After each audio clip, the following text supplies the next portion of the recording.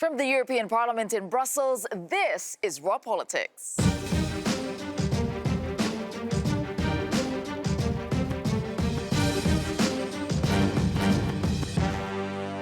Thank you for joining us tonight, and this is what we have on the program for you. Democracy do-over. Turkey decides to rerun a key election its ruling party lost and what it means for EU relations. Name the date. Fresh calls for the UK Prime Minister to resign as Brexit talks resume with the opposition. Orban's wrath. Why Hungary's leader says he no longer supports Manfred Weber's bid to become Commission President. Raw questions as we gear up for live specials with Commission candidates. We want your questions for Guy Verhofstadt and Jan Zahradil. And proud Papa Prince Harry reacts to the birth of his son in tonight's Raw Moment.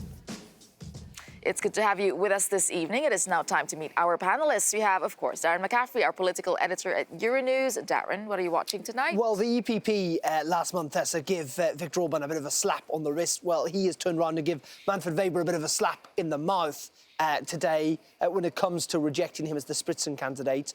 Again, further signs of tensions. It must be said, not just inside the EPP, which clearly this is, but also this East-West divide that is in some ways kind of trying to tear a schism down the centre of Europe. Is it bad for Weber, though? We'll talk about that a bit later. Also joining us tonight, Brian McGuire. He's a reporter and broadcaster with Euractiv. Hi, Brian. So what are you watching tonight? Spritzen candidates, you got two very polarised personalities here. Guy Verhofstadt, ultra-federalist, and on the other side, from the not quite the far right, but heading that direction, Jan Zahradil as well. I've spoken with these two before. They have very different views of where Europe should be going. You have interviewed a lot of Spritzen candidates. All right, interesting conversation up ahead. And joining us tonight, Kader Sevinç. She's the EU representative for CHP. That's Turkey's main opposition party. So, which story are you watching? I think I can guess which story you are paying attention to.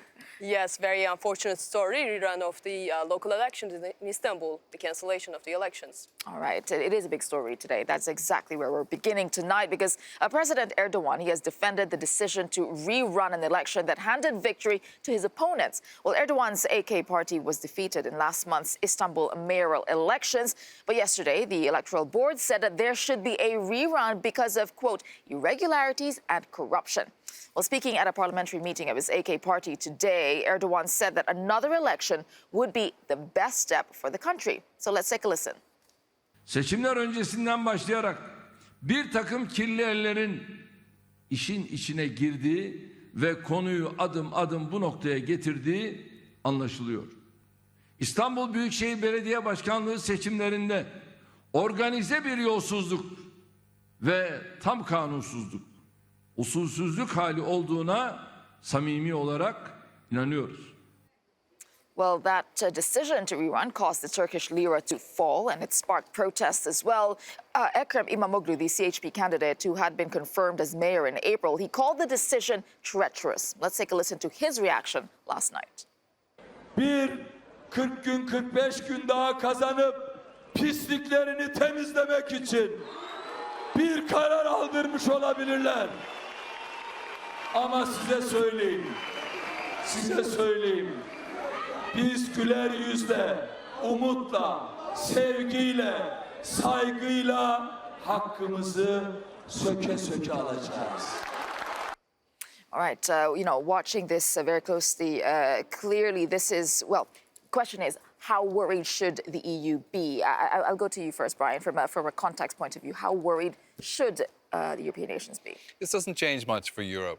Europe gave away all its leverage with the migration deal. We're paying billions of euros to Erdogan to... 6 billion of it in victory, to basically offshore our migration crisis. We have lost all legitimacy when dealing with him, and he knows it. So he can do what he wants without any real retribution from Europe at the moment. The rule of law is diminished, and he points to Europe's internal problems with the rule of law as well, and humiliates Europe without any consequence at all now.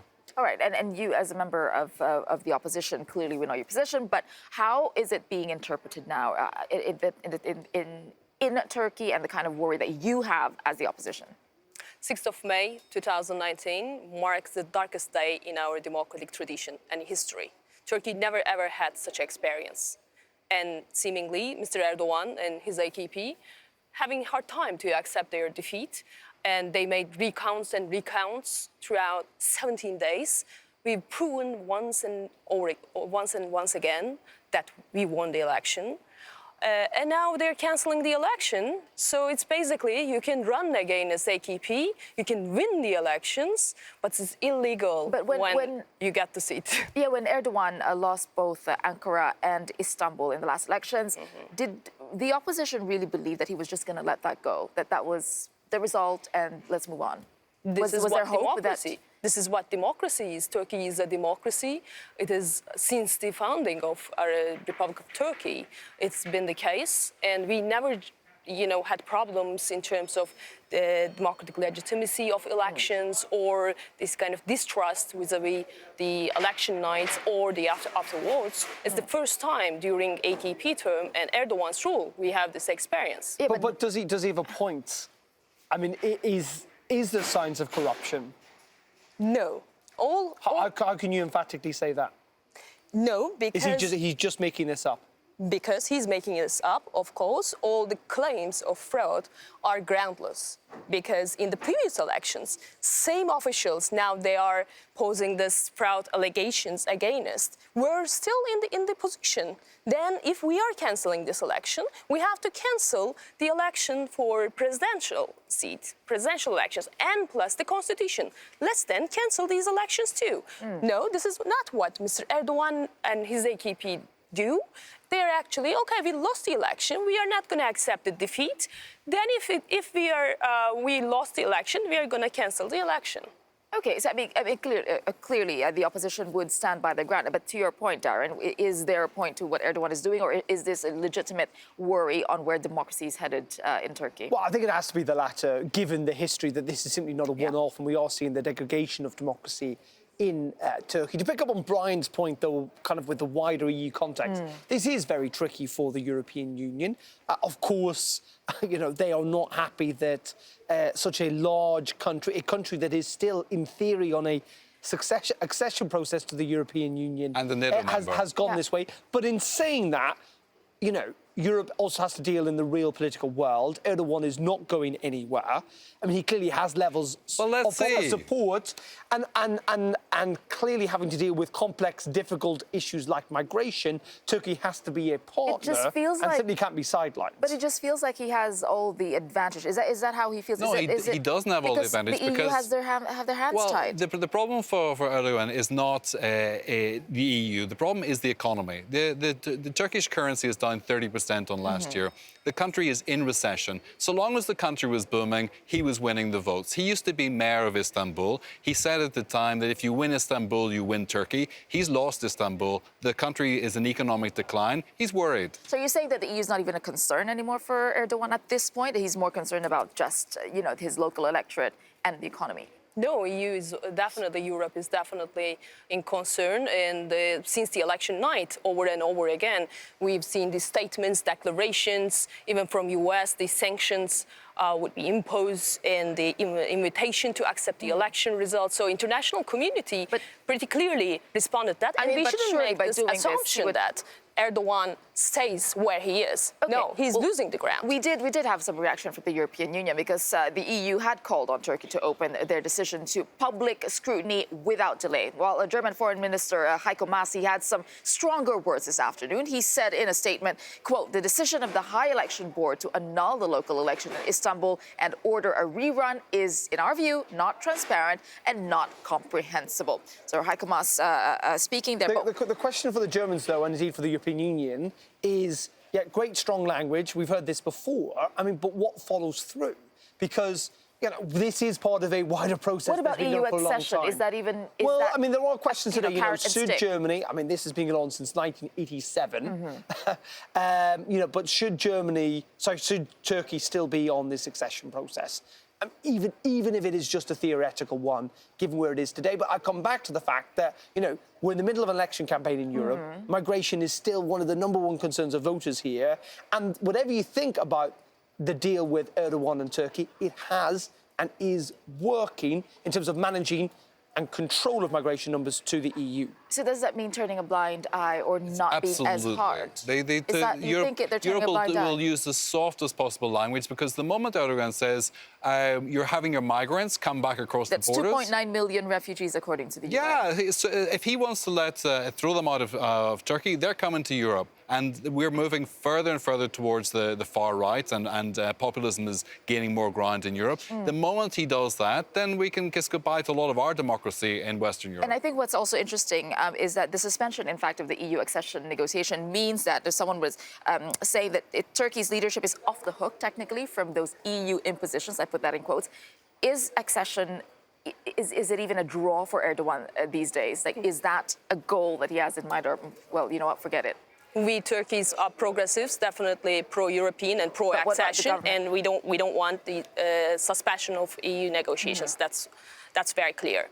But I agree with you. Of course, EU itself killed its own leverage by blocking the chapters, by not being present in Turkey, and really weakly worded statements till now. And now it's a little bit too late to revive the EU. But can they go, I mean, the question is, can they go any harder than that? All right, before we continue, there was anger also on the streets of Istanbul as the news broke, and that's now spread to social media in Turkey. Let us get more about what people are actually saying with Alex and our team in the Cube. Alex, how was this playing out?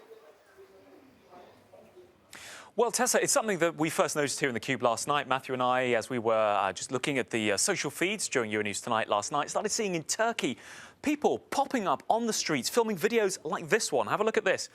And the noise in the background is key. I don't know if you can hear it here.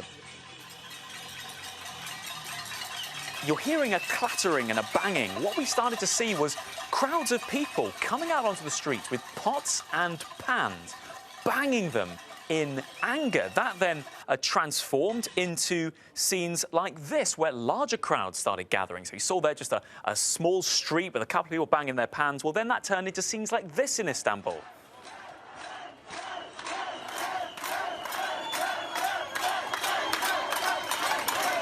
Now, there was a sense here that what started off as an anger with this decision that began on the streets then started to go onto social media as people filmed these scenes and posted them. Istanbul became a worldwide trend by around about 10 o'clock Brussels time last night. And that's really what got a lot of people looking at how, not the politicians, but how the ordinary people there taking to the streets, that's how angry they felt.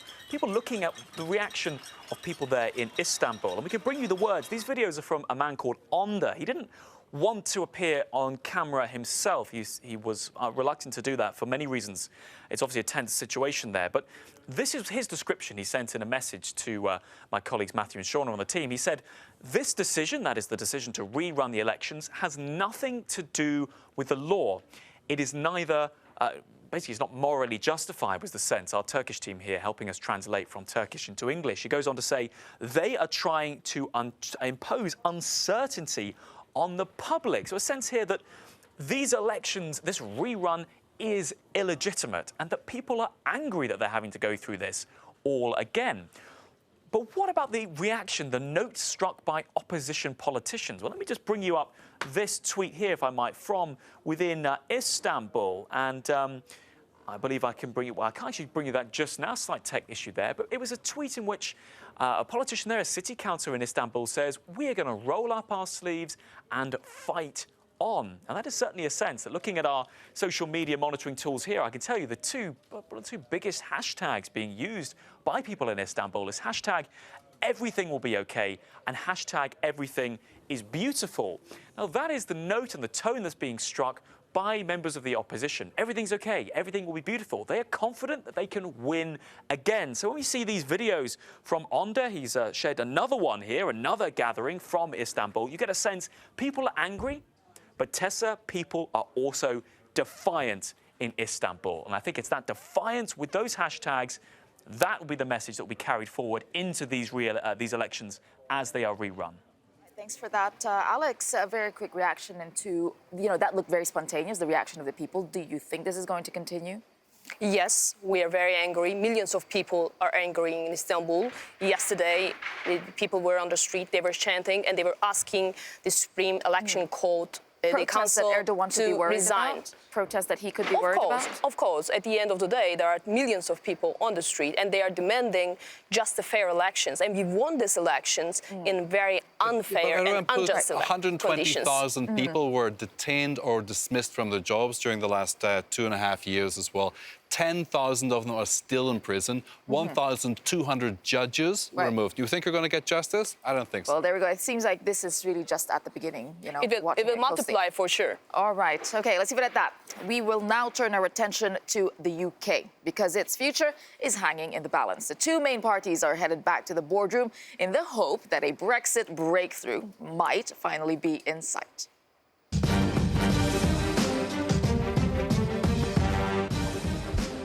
Enemies turned allies. Theresa May and Jeremy Corbyn put their differences aside and trudged back to the negotiating table. The stakes couldn't be higher, as failure to reach a Brexit deal compromise means a second referendum or a general election looms.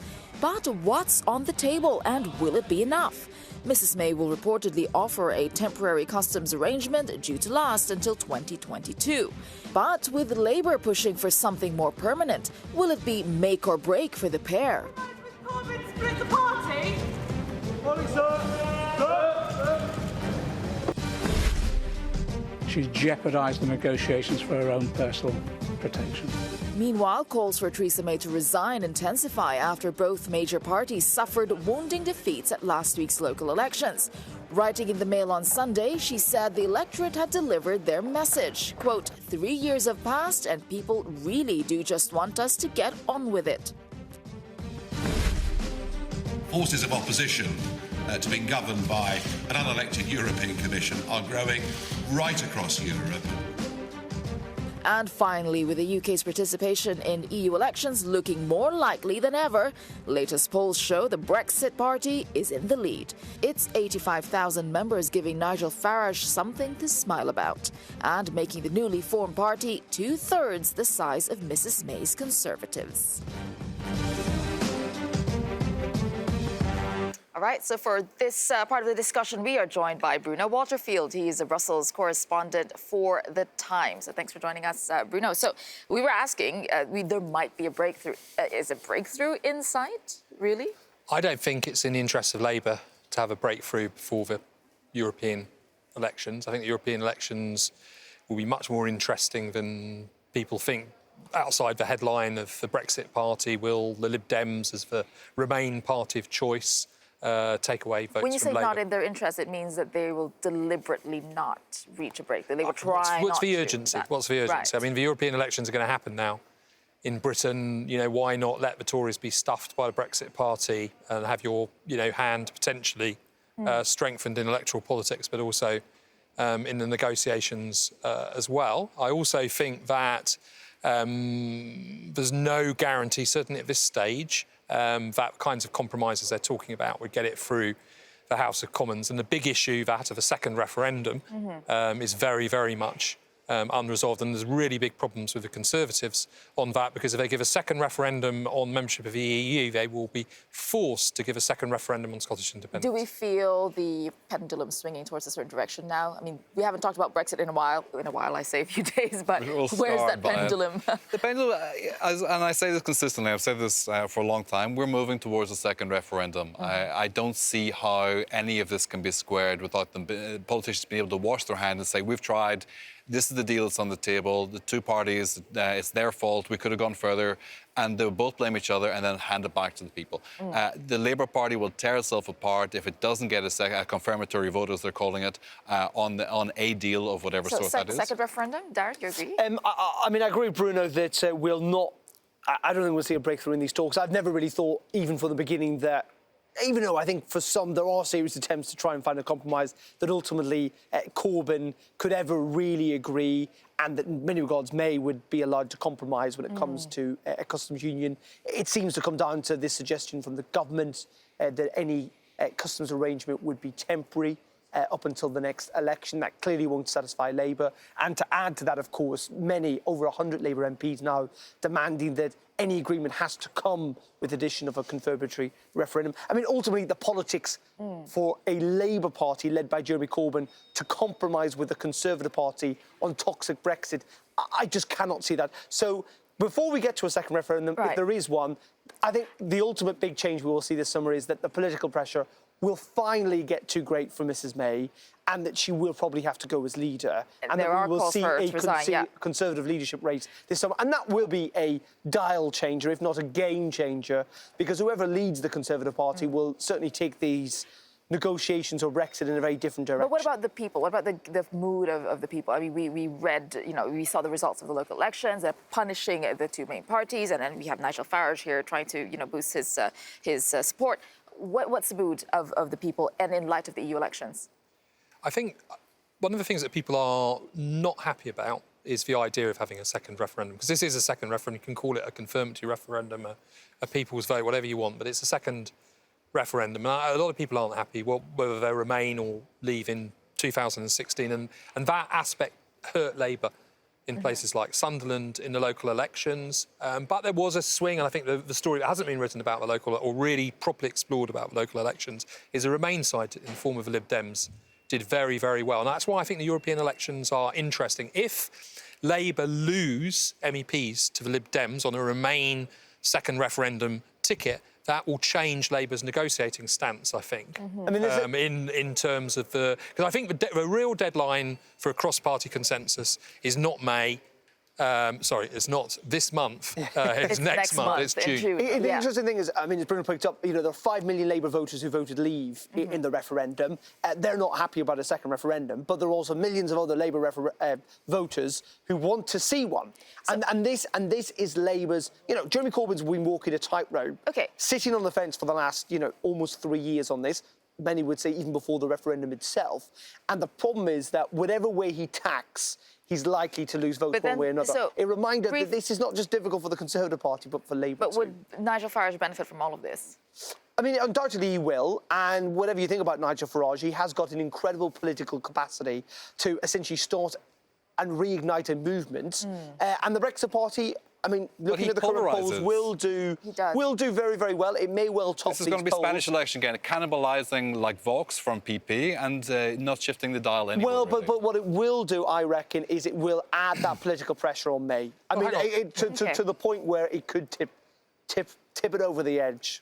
All right, we'll be watching that very closely. And coming up on Raw Politics, a lot more for you. Political autopsy, Jean-Claude Juncker's self-assessment of his time in the EU's top job. Plus, have Manfred Weber and Viktor Orban officially broken up? Why the Hungarian leader says he no longer supports the EPP's lead candidate. That's up next.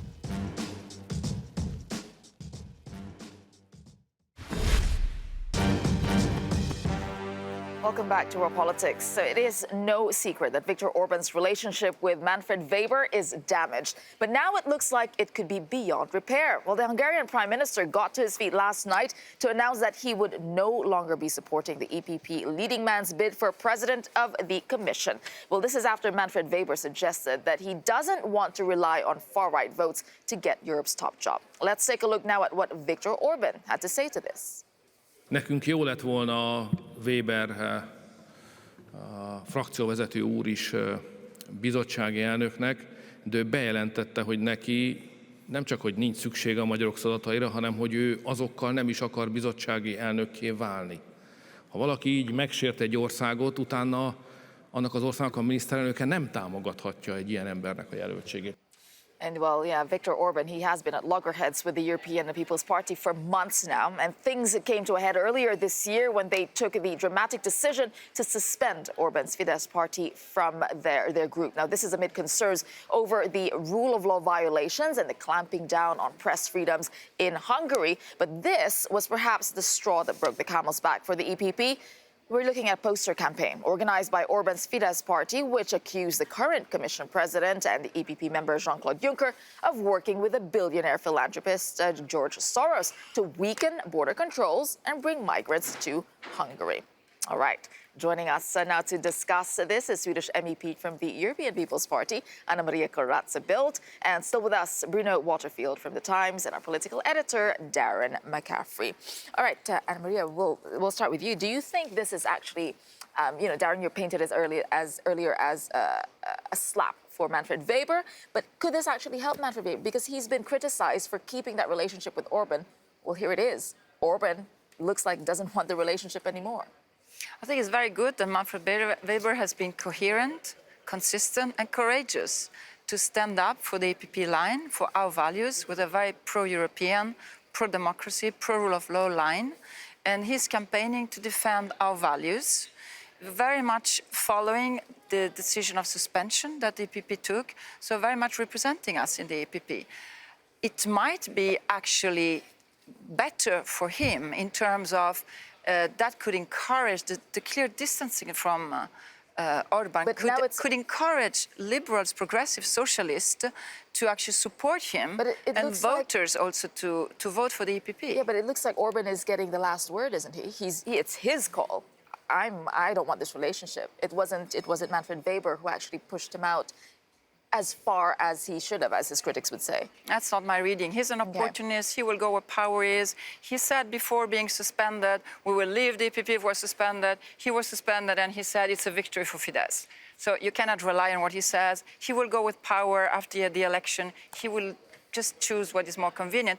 He's not on the driving seat. Yeah, you disagree with that. I think it is a bit damaging for Manfred Weber in the sense that his critics have continued to argue that they've not gone far enough. They've been quite slow to deal with Viktor Orban, and that ultimately, rather than taking a very principled line and a much harder line earlier on, a meeting to stand up to Viktor Orban, that essentially he has taken control of this narrative and saying actually he now rejects Manfred Weber rather than the other way around. It should be said we've been trying to get hold of Manfred Weber all day for his response. He has finally given an interview to AFP in which he talks about Hungary going in the wrong direction and how Orban doesn't share the values of the EPP, saying it is a party of values of common ideals, an idea for a future, a bright future for Europe that brings us together.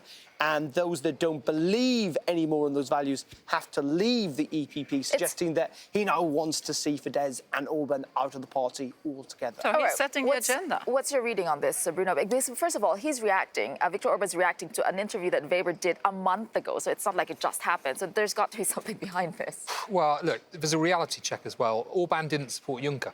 Juncker was the EPP Spitzenkandidat in 2014, and Orban voted against with David Cameron because he didn't think Juncker was a suitable candidate. Which illustrates actually Manfred Weber's real problem, which is when it comes to the European Council and heads of state of government sitting around the table, will they want him as Spitzenkandidat? So I think Orban is in a way reminding Weber of the way the mop is going to flop. Is he doing that? I wonder, is that what Orban is up to? Okay, let's find out. Let's find out more how this is going down. Actually, in Hungary, we're joined on Skype from Budapest by Benjamin Novak. He's a contributing writer at the New York Times and editor of InsightHungary.com. First question, as Bruno was saying, he has his theories on what's going on. What is Orban up to? He's reacting to a statement from a month ago. What is this about? Well, from what I recall, Weber didn't at all say that he would not want to become European Commission president if that depended on votes from Hungarians. If I recall correctly, he actually said he wouldn't want to become European Commission president with support from the far right. Yep. So that's just to kind of clarify things. And I think that really Orban's reaction and his remarks yesterday really highlight the ends to which Orban will go in twisting the messaging coming from outside of the country, in this case with Manfred Weber. How is it playing out, though, with the Hungarians? Are they looking at this as Orban standing up for his people? Is that what he's playing at? Yeah, I certainly think so. But, in reality, this is just another day in Hungary. Orban and his vast state-funded propaganda machine have for years conditioned Hungarians to believe that anyone who disagrees with Orban is a Soros stooge and wants to bring terrorism into Hungary. In this particular case, Weber and the EPP have been in the crosshairs for quite some time, so it really isn't anything new.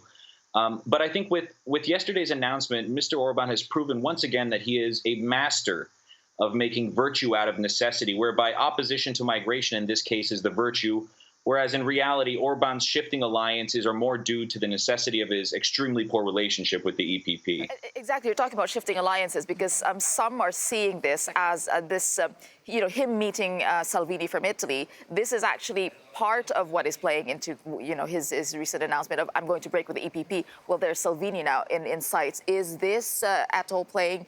Is this how you're reading it? Well, one thing's for sure is that these high-level visits last week from Mr. Salvini and yesterday from Vice Chancellor Strahe are definitely overtures to the Hungarian people. I think Orban is normalizing this message right now. He wants Hungarians to believe that there has been a fundamental shift within the EPP, and that it is really these guys, Mr. Salvini and Mr. Strahe, the likes of them, that are really out there to protect Hungary and to protect Europe and Christianity and so forth. I would just like to point out one very important thing here, that this issue of migration that Mr. Orban's been harping on is not at the top of the list. When you look at polls in Hungary, what Hungarian citizens are actually concerned about, what we see is that corruption and healthcare, concerns about corruption, the situation in healthcare and public education are higher on the list than migration is. And even in the case of migration, Hungarians are more concerned about emigration than they are about immigration. So this doubling down on migration for Mr. Orban, it's his last bet. It's all he really has at this point. And we do see that he has, at least in this sense, ideological allies in Mr. Strahe and Mr. Salvini. All right, thank you for that. Bringing us the insight on the ground there from Budapest, Benjamin Novak there. That is really interesting, that what actually matters to Hungarians is, as Benjamin was saying, is not migration. In fact, it's other issues that could potentially weaken Viktor Orban. So this is something that he's probably taken into consideration. Well, for the first, it's very important to say that he's taking a very far-right nationalist, sovereignist election campaign very far away from the EPP values and in very bad companies with friends of Putin and with the clear extreme right. He's cheating the people of Hungary, and he is spreading fake news on both migration last month, and Europe. He was in the EPP as a full member. So well, I've been calling for yeah. him to leave the EPP since I've been among the first to. So why and we have done it. Why do your colleagues not agree then? Why is we have not suspended. Viktor Orban, I wish the Liberals would do the same with the Czech. I wish the Socialists would do the same with the Romanians and the Maltese. We are the only group in Europe who stood up for our values and suspended a member. I invite the others to do it. And Manfred Weber is campaigning on our values and courageously confronting Viktor Orban. Okay. And standing up for the decision on suspension. Bruno. I think what the message of Orban is something actually much more profound and strikes at a much more fundamental truth, which is organisations like the EPP, which have always been fairly empty in terms of all the European political families are pretty empty in terms of the national parties and their disagreements. But Orban has really hit on something, which is the EPP is yesterday's Europe. There are governments in Poland, Italy, to name but two, that are not part of the EPP, that are part of a new sort of social conservatism that isn't pro-European federalism in the history of the EPP. And I think that's where, well, certainly in terms of losing, you're likely to lose about 40 seats. Salvini is losing in opinion polls now 4% during the election campaign. Yeah. I mean, the games are not, the journalists have decided how the elections are going to end. The people of Europe should decide it. No, I agree with you, and they will, of course, because they'll have a vote. But I'm talking about opinion polling, and I'm also talking about a new political reality in Europe where two really important countries, Poland and Italy, are run by social conservatives and nationalists who are outside of the EPP. And in fact, the whole compass and dial of social conservatism and even Christian democracy in Europe has moved away from the EPP, just as the EPP has moved away from traditional Christian democracy, for example, in places like Bavaria. We're a big family. We're a big democratic family. Well, for the first, Italian government is cats and dogs at the moment. It's not really a reliable example of popularity. It's really, as being Italian, I can tell you this. I think the EPP has been coherent, consistent and courageous. The other political group haven't. So, and I hope the people of Europe are going to see that the EPP belongs to the past is your view. It's not. Okay. We are future-oriented, and we're doing a campaign that is positive and hopeful. Well, there you go. Just very quickly, I was just wondering, what is the biggest threat for you that if Orban goes to which party would you be most worried about, or his forming an alliance with the likes of Salvini? Just very quickly. Yeah, I'm not concerned. I think we shouldn't overblow his weight. Okay, not concerned there on where Viktor Orban takes his party. All right, coming up on Raw Politics, if you had the chance to put a question to the next EU Commission President, what would you ask? With the elections just around the corner, we have been putting the candidates in the hot seat in our special Raw Questions series. So find out who's up next after the break.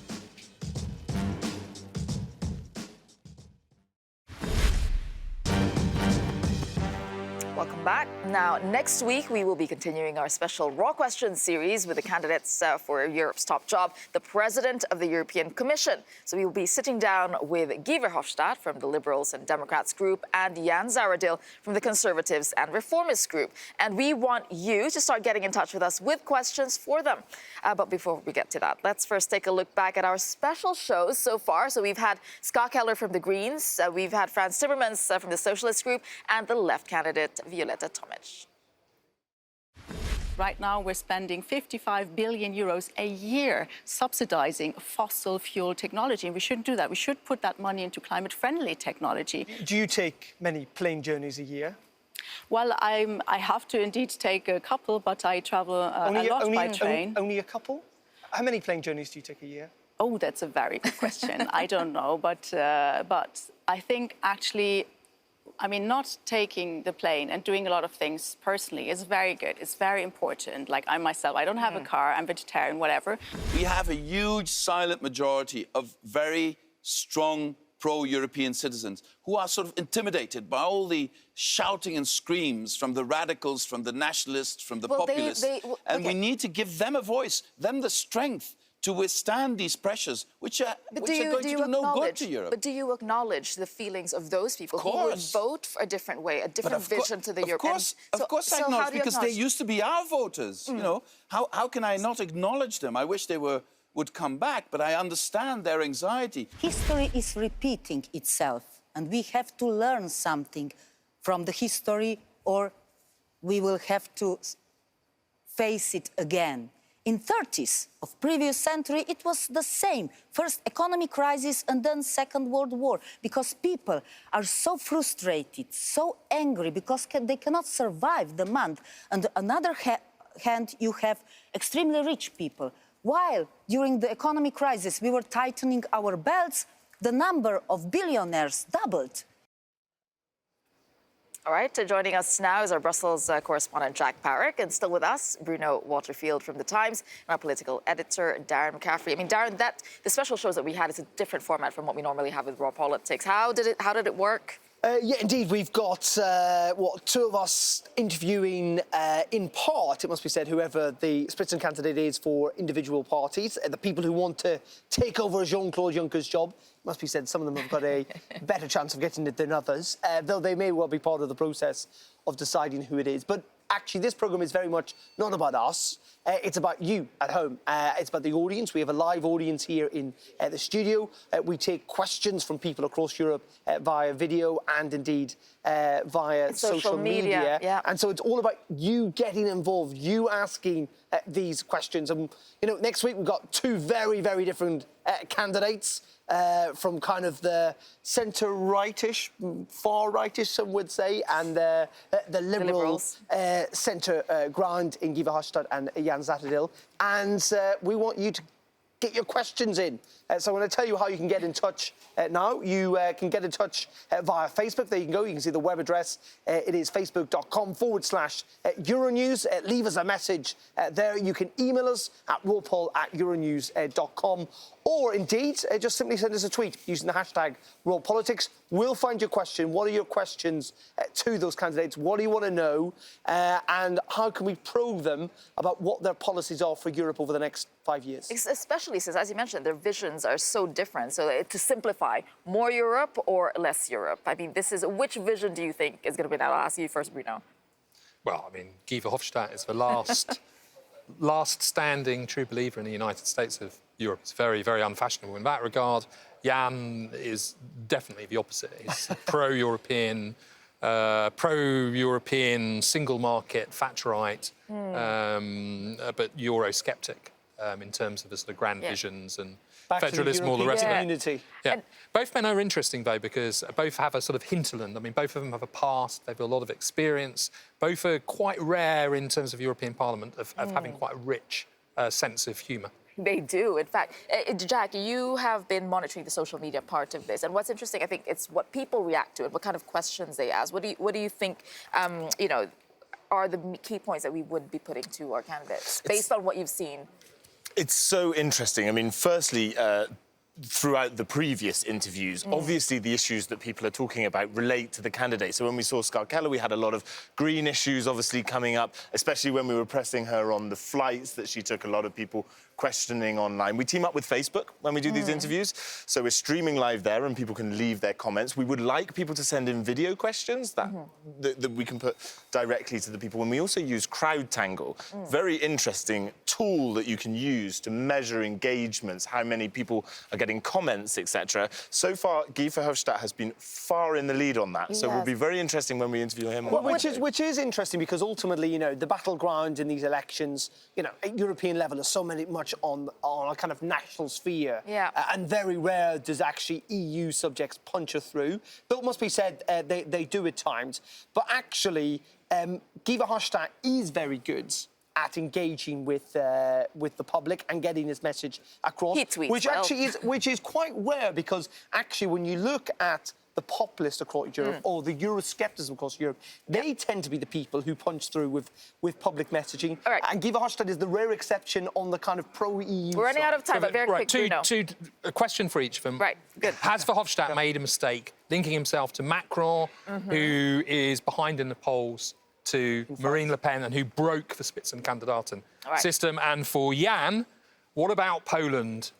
His political group, the European Conservatives and Reformists, fare real power, and he's flirting with Salvini. What does he think about that? All right, those questions coming up, and you too, you should get your questions in. So for more, you know, on this candidate drama, it's a very dramatic. Some of those question and answer portions we've had. So we will have them on Monday, 4 p.m. Brussels time. We'll have that show with the Liberals and Democrats candidate Guy Verhofstadt. So that's coming first at 4 p.m. And then the next day, Tuesday at 9 p.m. Brussels time, it will be the European Conservative and Reformist hopeful Jens Zahradil to answer your questions. So do get them in to us, social media. We're watching, you're watching. All right, so we want your questions. Now, coming up on Raw Politics, in case you haven't heard, Prince Harry and Meghan Markle had a baby. And once again, it sparked a debate about the purpose of the monarchy. Do you think Europe should ditch its royal families? Well, your call is coming up at 7 p.m. Local time, Brussels time. That contact information is on your screen. You can call us for free at 00800 3333 7002. Get in on the debate using the hashtag Raw Politics. Our lines are opening after the break.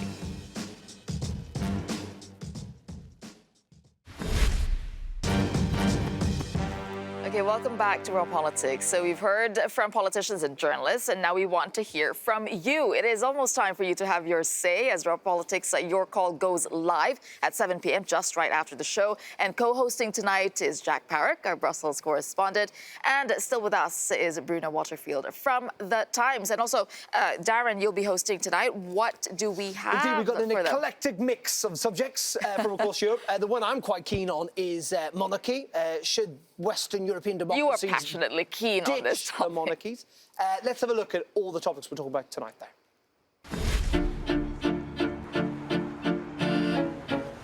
Erdogan is backing a decision by Turkey's top election body to null and void the results of Istanbul's mayoral elections last month. İstanbul Büyükşehir Belediye Başkanlığı seçimlerinde organize bir yolsuzluk. It was a humiliating defeat for him and his party, which lost control of the city for the first time in 25 years. But the move has sparked protests and drew cries of dictatorship from the opposition. But despite criticism from politicians in the EU, billions continue to be handed over to control migration. So is it time for something stronger? Should the EU cut off Turkey? In the running for the hot seat at Europe's helm, the Commission President hopeful Frans Timmermans has called again for a universal minimum wage. We need a minimum wage in every European member state. 60% of the median salary of every member state.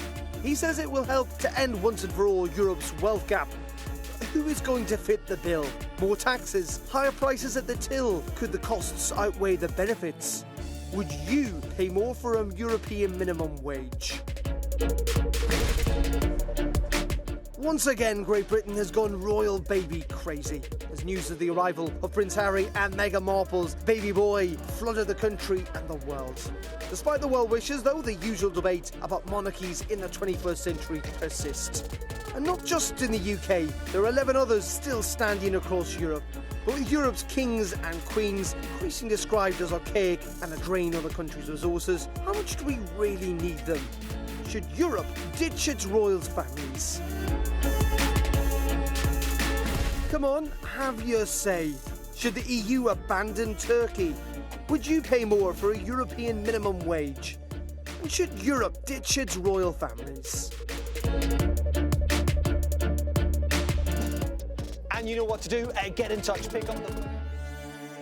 You've got really no reason not to. 00800 333 3700 2. Get in touch. We're ready to take your calls. You can also, if you don't fancy getting on the phone, you can drop us a message on any of those issues. Email us at rawpaul@euronews.com. Use the hashtag #RawPolitics. Or we'd be, you know what, absolutely delighted to see your face. Get on Skype. Use the handle rawpolitics and let us know what you think. Yeah, let's talk about your favourite topic of the three, actually. Well, the royal, it's one of these things, the royal it is families? a perennial issue that keeps coming up. But it's one that, I don't know, Europeans, and there are, I think, 12 across Europe, or certainly monarchies in the continent. And yet people look at them, and I think lots of Europeans in principle would disagree with the idea of monarchy, but somehow think it works. But what is the problem? Is it the fact that you're spending on them? Is that the problem? Is that the money? I think it's much more, for me, I think for lots of people it's a principal decision that you elevate people who were simply born I don't know. into Do you want monarchies to stay?